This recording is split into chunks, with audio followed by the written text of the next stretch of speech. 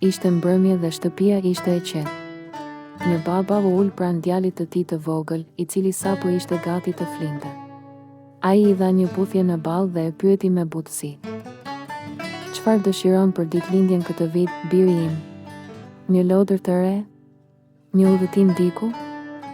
Djali heshti për pak. Pastaj, ndërsa shikonte nga dritarja, tha me zë të ulët: "Nuk dua asgjë, baba. Dua vetëm që Allahu të më dëgjojë lutjet." Baba e tij u hapit.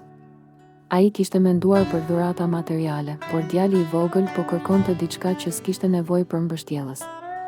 Më vonë atë natë, ndërsa fëmia lutej para gjumit, baba e dëgjoi të thoshte vetëm një fjalë: "Amin." Ishte një amin I qetë, I thellë, që vinte nga zemra. Pa kërkesa, pa lista dëshirash, thjesht një besim I sinqert se Allahu dinte gjithçka që ai kishte nevojë, pa që nevoja ta thoshte me zë. Baba qau në heshtje.